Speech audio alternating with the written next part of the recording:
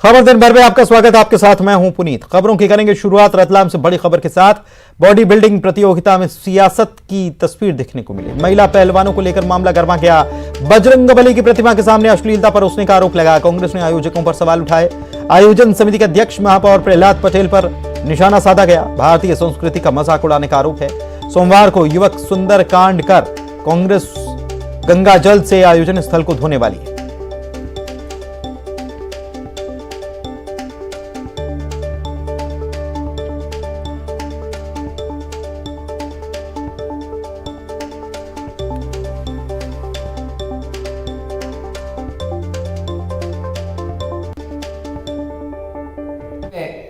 माननीय विधायक चेतन कश्यप के आयोजन में बॉडी बिल्डिंग प्रतियोगिता के नाम पर जो अश्लीलता परोसी गई है वह शर्मनाक है। भारतीय जनता पार्टी के बैनर से जहां शिवराज के फोटो लगे हो, हनुमान जी का फोटो लगा हो, वहां पर मातृशक्ति का यह अपमान इस भारतीय जनता पार्टी के असली चरित्र को व्यक्त करता है।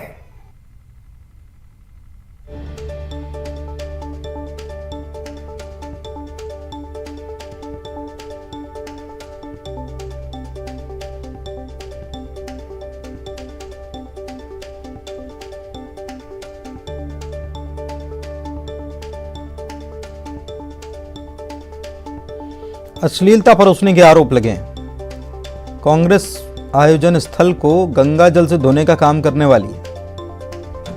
महिला पहलवानों को लेकर यह मामला गर्मा गया है और सुधीर हमारे संवाददाता हमारे साथ जुड़े हुए हैं, उनसे बात करते हैं। सुधीर, क्या जानकारी, ये आयोजन कब हुआ और किस प्रकार का आयोजन, किस प्रकार की आपत्ति? सकलेचा साहब कह रहे हैं कि अपमान है ये धर्म का।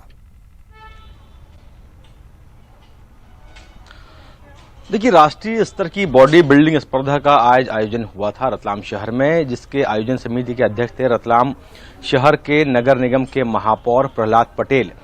और कुल मिला के इस पूरे मामले की अगर मैं बात करूं तो कांग्रेस ने आपत्ति ली है जिस तरह से महिला पहलवानों ने यहां पे जो कैटवॉक किया है और जिस तरह से भगवान हनुमान जी की प्रतिमा वहां पे रखी हुई थी उसके सामने जिस तरह के कपड़े ये लोग पहन के गुजरे हैं, जिस तरह से इन्होंने बॉडी बिल्डिंग का प्रदर्शन किया है, उस पर सभी ने बेहद जो है आपत्ति दर्ज करवाई है।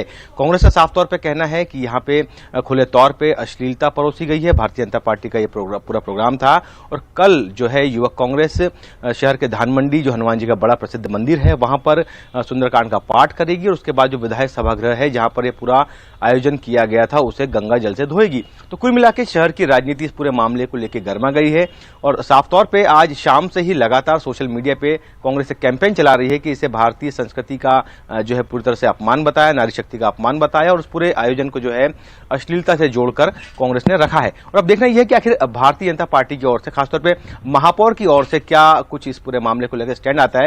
अगर मैं शहर की बात करूं तो शहर में कई तरह की समस्याएं है। नलों से गंदा पानी आ रहा है, सड़कों की हालत बहुत ज्यादा ठीक नहीं है, लोग परेशान है। छोटी छोटी परेशानियों के लिए नगर निगम के चक्कर काटने पड़ते हैं, लोगों की चप्पलें तक घिस जाती है। मुझे लगता है कि इस आयोजन की सार्थकता उस समय होती जब पूरा नगर जो है रतलाम शहर है समस्या विहीन होता, तो उस समय अगर इस तरह के आयोजन किए जाते तो शायद उसकी कुछ न कुछ सार्थकता होती। लेकिन अभी आप बमुश्किल 4 से 5 महीने हुए हैं और इस तरह के आयोजन अगर आप करवाते हैं तो कहीं ना कहीं आप सवालों के घेरे में जरूर आ जाएंगे, लोगों के निशाने पे आ जाएंगे, क्योंकि लोगों की परेशानियां जस की तस है और आप इस तरह के आयोजन करवाने में मशगूल है। तो रतलाम के महापौर जो है प्रहलाद पटेल अब निशाने पर है कांग्रेस के और अब देखना यह है कि आखिर भारतीय जनता पार्टी का इस पूरे मामले को लेकर क्या स्टैंड रहता है। जी, आयोजक क्या कह रहे हैं?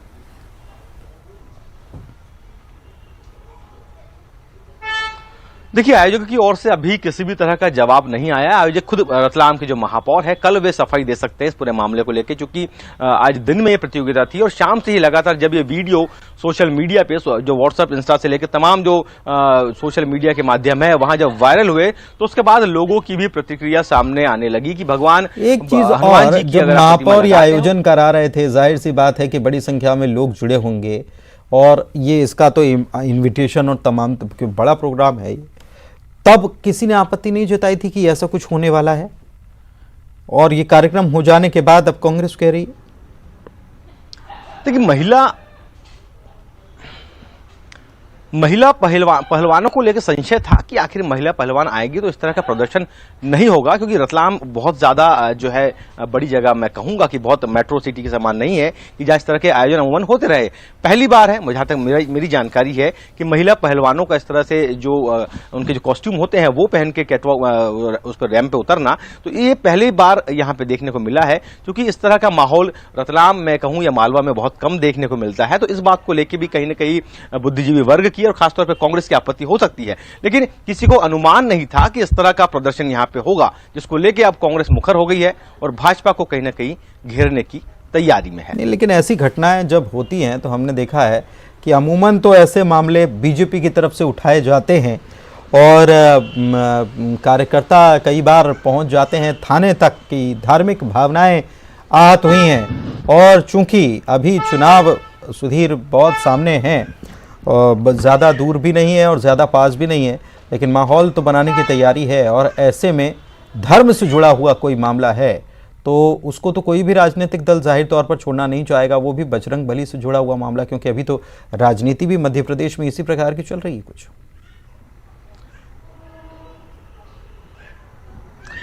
देखिए, ये तो बैठे बैठाई थाली दी है भाजपा ने, और जो महापौर है उनकी जो पूरी टीम है उन्होंने, क्योंकि ये सब जानते हुए भी कि इस तरह का अगर महापौर को अनुभव है इन सब चीजों का, कि आप बॉडी बिल्डिंग से जुड़े हैं, आपने इस तरह के आयोजन देखे हैं, आप आयोजन करवा रहे हैं, तो आपको बखूबी सब मालूम होता है किस तरह के यहाँ पे जो है कंटेस्टेंट आके परफॉर्म करेंगे। तो आपको कम से कम भगवान बजरंग बली की मूर्ति वहां से हटा देनी थी। उन्हीं के सामने अगर इस तरह से महिला पहलवान कॉस्ट्यूम पहन के अगर वहां प्रदर्शन करती है तो कहीं ना कहीं देखने वालों की भी भावनाएं आहत जरूर होंगी। और यही वजह है कि जो वीडियो सोशल मीडिया पे सामने आए हैं, जो फोटोज यहाँ पे वायरल हुई है, वो बेहद आपत्तिजनक मैं इसे कहूंगा, जो कतई सभ्य समाज में इसे अच्छा नहीं माना जा सकता है। लेकिन एक चीज और पहलवानों ने भी दूसरा पहलू भी है, दूसरा पहलू भी है सुधीर। एक ये तो महिलाओं से जुड़ा हुआ, लेकिन दूसरा पहलू ये है कि ये बॉडी बिल्डिंग की प्रतियोगिता थी और बॉडी बिल्डिंग में शरीर सौष्ठव जो कहा जाता है, जिसे बॉडी बिल्डिंग हम कहते हैं कि शरीर में एक एक नस खुल के दिखना, वो उसी कॉस्ट्यूम में हो भी पाता है, ये भी बात हम जानते हैं। और प्रतियोगिता चूंकि चाहे वो महिलाओं की हो या पुरुषों की हो, उसमें कॉस्ट्यूम तो यही रहना था।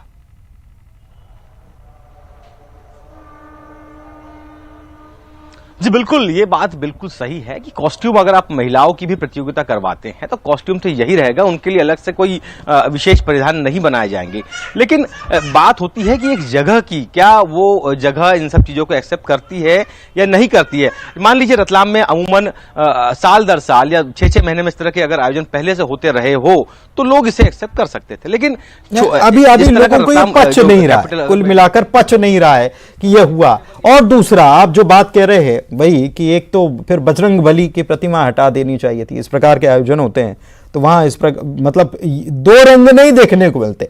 आप एक तरफ रंग, धार्मिक रंग भी डालना चाहते हैं, आप दूसरा उसमें शरीर सौष्ठव भी दिखाना चाहते हैं, तो ये सवाल उठ रहे हैं। खैर, जवाब देंगे तब पता चलेगा।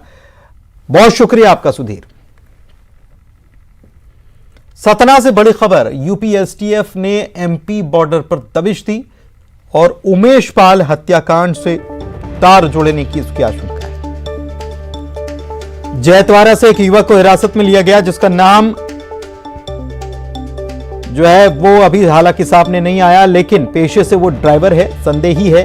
एमपी पुलिस ने बाद में खबर लगी कि कुछ लोग एक शख्स को गाड़ी में भरकर ले जा रहे जबरदस्ती, तो पुलिस ने घेराबंदी कर ली। एमपी पुलिस ने कि क्या चल रहा है, ये कौन लोग हैं, कौन अगवा करके जा रहा है। जब घेराबंदी करके गाड़ी को पकड़ा तो पता चला कि ये तो यूपी एसटीएफ के लोग इसमें सवार थे।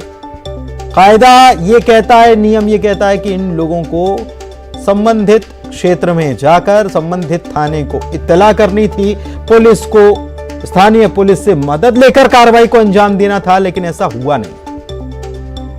फिर भी जो जानकारी है उसके मुताबिक सतना पुलिस जो है पहले तो परेशान रही, घेराबंदी करके पकड़ लिया गया गाड़ी को।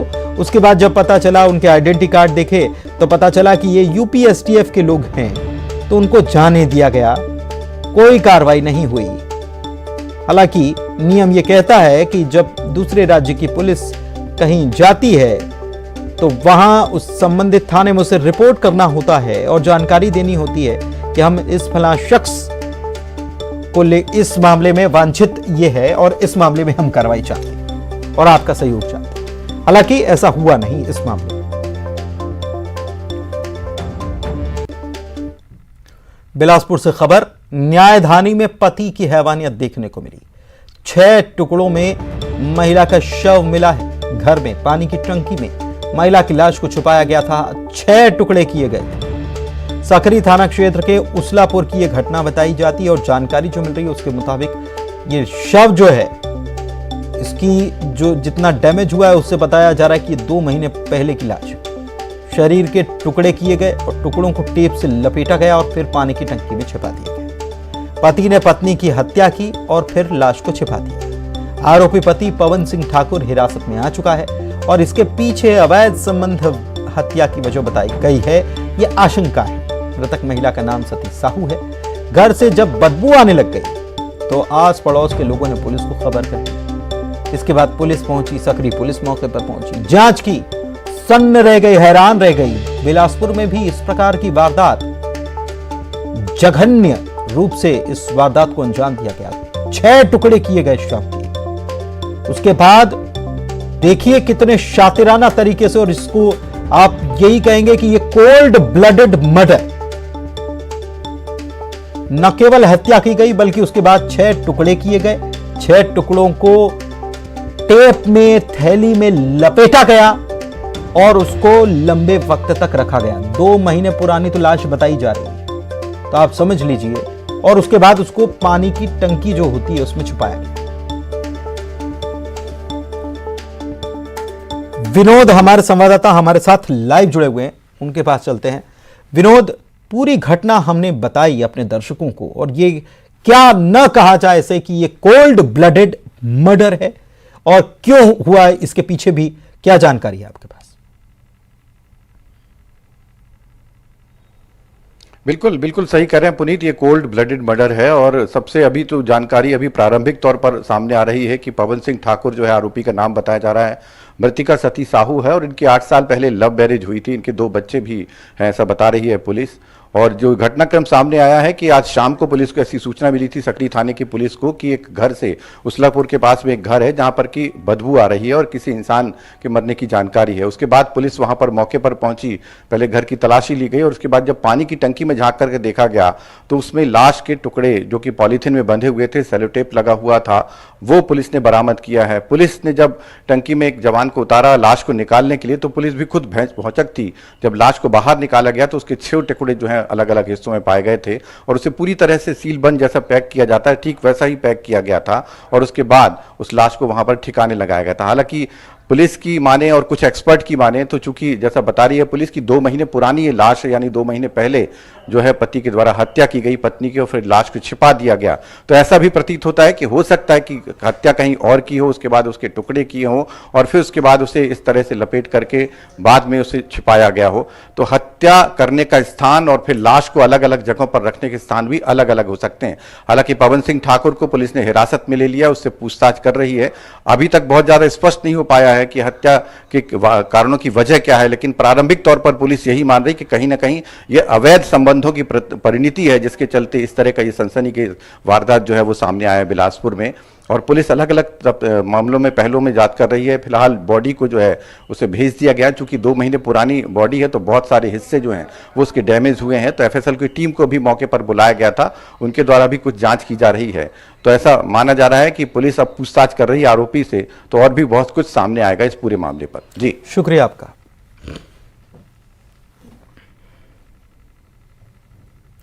सतना से बड़ी खबर, चलती बोलेरो वाहन में भीषण आग लग गई। बोलेरो वाहन जलकर खाक हो गया और चालक कर्मचारी ने गाड़ी से उतरकर अपनी जान बचाई है। खोखुरा गांव जो है यहां पर अफरा तफरी मच गई इस घटना के बाद।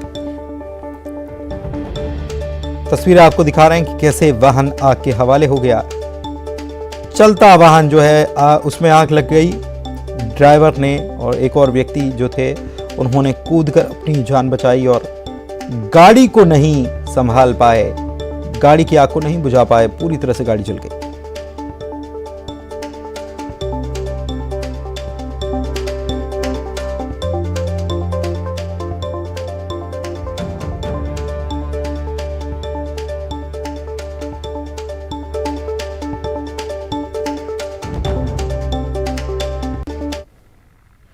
रायपुर से खबर आपको बता रहे हैं, कल छत्तीसगढ़ का बजट पेश होने वाला है। मुख्यमंत्री इसे पेश करेंगे क्योंकि वित्त विभाग भी उन्हीं के पास है और मुख्यमंत्री ने बयान दिया है बजट से पहले कि कांग्रेस सरकार भरोसे का बजट लेकर आएगी। प्रदेशवासियों के सपने साकार करने वाला ये बजट होगा, सपनों को हकीकत देने वाला ये बजट होगा और सबसे बड़ी बात ये कि आसमानी नहीं, हम जमीनी बातें करेंगे। छत्तीसगढ़ में बेहतर आर्थिक प्रबंधन का दावा भी वे कर रहे हैं। सभी राज्य छत्तीसगढ़ का मॉडल अपना रहे हैं। उनका यह भी कहना है कि स्वास्थ्य मॉडल छत्तीसगढ़ का अपना रहे हैं, शिक्षा मॉडल दूसरे राज्य अपना रहे हैं और कांग्रेस सरकार में प्रदेश की छवि जो है वो बदली है। उन्होंने यह भी कहा है कि देश में मंदी होने के बाद भी छत्तीसगढ़ के बाजार में रौनक रही है और सबसे कम बेरोजगारी दर छत्तीसगढ़ में रही है। देश भर में छत्तीसगढ़ ने धान खरीदी में भी रिकॉर्ड बनाया है। सीएम ने अपने संदेश में विपक्ष को निशाने पर भी लिया और कहा है कि छत्तीसगढ़ को नकारात्मकता से भरने वाले लोगों को पहचानना होगा।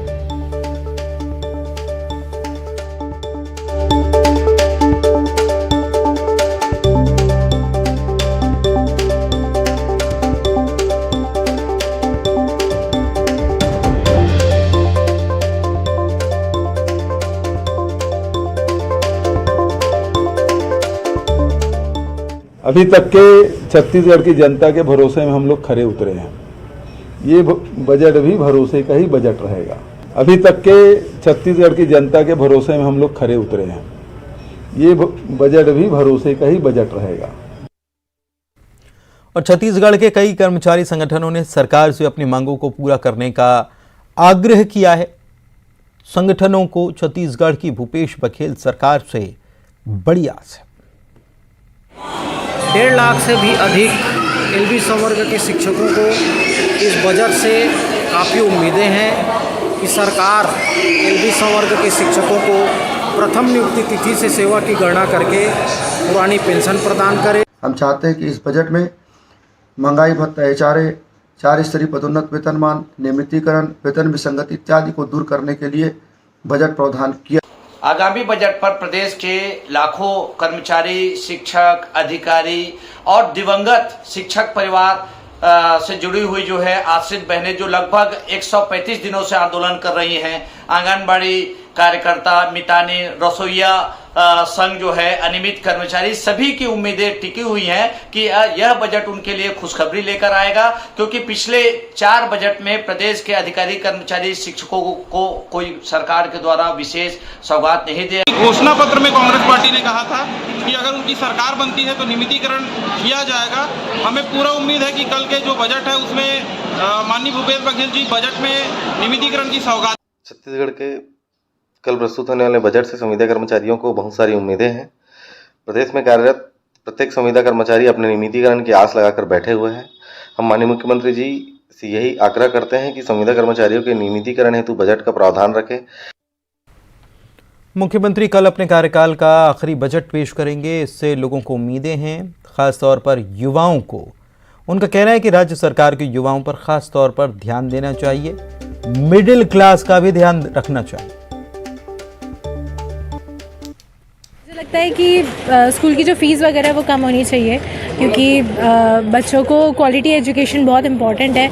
एंड जैसे कि देखा जा रहा है कि बेरोज़गारी बढ़ चुकी है काफ़ी, एंड जो कमाते हैं लोग और मतलब संख्या तो बढ़ ही रही है, जनसंख्या जो कहते हैं, तो उसको ध्यान में रखते हुए स्कूल की संख्या भी बढ़नी चाहिए और फ़ीस थोड़ी कम होनी चाहिए। वैसे तो राज्य सरकार से हम बहुत सारी उम्मीदें रखते हैं। बजट को लेकर हमारे बहुत सारे सपने भी होते हैं कि राज्य सरकार बजट में बहुत सारी चीज़ों का ध्यान रखे, बट जो मेन पॉइंट्स हैं उस पर मैं बोलना चाहूँगा कि एक तो रोज़गार को बढ़ावा दे राज्य सरकार। रोज़गार को लेकर बहुत ज़्यादा परेशानियां हैं युवाओं में। मुझे ऐसा लगता है कि यूथ के लिए एम्प्लॉयमेंट जो है वो थोड़ा बढ़ना चाहिए, क्योंकि अभी काफ़ी दिन से मैं देख रही हूँ कि एम्प्लॉयमेंट काफ़ी ज़्यादा कम आ रहा है। मतलब रोज़गार चाहिए हमको भी, ठीक है, तो अभी बहुत दिन से कुछ रिक्रूटमेंट्स नहीं हो रहे हैं। देखो, गरीबों को तो बहुत सारी चीज़ें मिल जा रही है, मतलब 2.5 रुपये में आपको धान मिल रहा है और बहुत सी चीज़ें हो रही, फ्री में सब कुछ दे रहे हैं। बट मिडिल क्लास जो फैमिली है वो ज़्यादा सफ़र कर रही है। दूसरी चीज़ एम्प्लॉयमेंट वाला जो मुद्दा है, एक कि यूथ के लिए वैकेंसीज़ ही नहीं आ रही है, उस चीज़ पे भी गवर्नमेंट को थोड़ा फोकस करना चाहिए। बिलासपुर के लाल बहादुर शास्त्री स्कूल मैदान में अखिल भारतीय यादव महासभा के शताब्दी समारोह का आयोजन हुआ, जिसको सीएम ने संबोधित किया और कहा कि डेयरी और पशुपालन अब घाटे का सौदा नहीं रह गया। गोबर बेचकर लोग अपने बाल बच्चों की पढ़ाई और विवाह कर रहे हैं। उन्होंने ये भी कहा कि भगवान कृष्ण ने सबसे पहले गोपालन को अपनाया। उससे प्रेरणा लेकर छत्तीसगढ़ की सरकार ने गोधन न्याय योजना लागू की। ग्रामीण किसानों और गरीबों के लिए इससे समृद्धि और खुशहाली के द्वार खुले।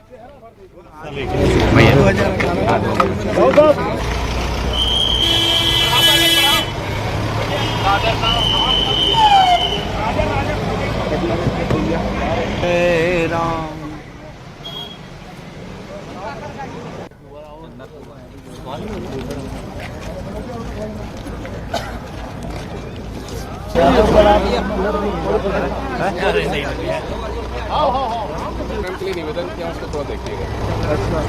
पिताजी का जन्म शताब्दी वर्ष है। दाऊ साहब, आपने कहा है कि जिंदा है।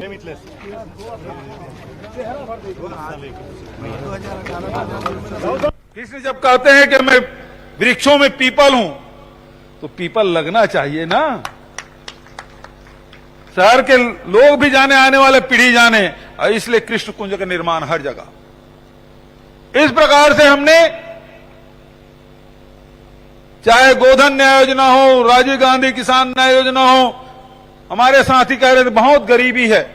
बिल्कुल सही बात है, हमारे छत्तीसगढ़ में बहुत गरीबी है। पैसा बहुत है साहब हमारे छत्तीसगढ़ में। अभी तक के, आज 5 तारीख है, आपके मध्य प्रदेश में हजारों करोड़ का कर्ज ले लिया सरकार ने। छत्तीसगढ़ में आज तारीख तक के हमने 1 पैसा कर्जा नहीं लिया है।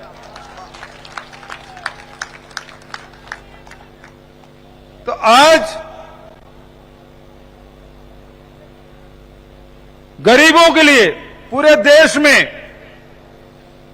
हमने 7,000 रुपया सालाना देने का फैसला किया। जिसके पास कोई जमीन नहीं है, जो मेहनत का मजदूर है, जो गांव में रहते हैं, खेतिहर मजदूर है, 7,000 रुपया सालाना देश के किसी राज्य में लागू नहीं है, केवल छत्तीसगढ़ में। और इसी के साथ खबर दिन भर में इतना ही।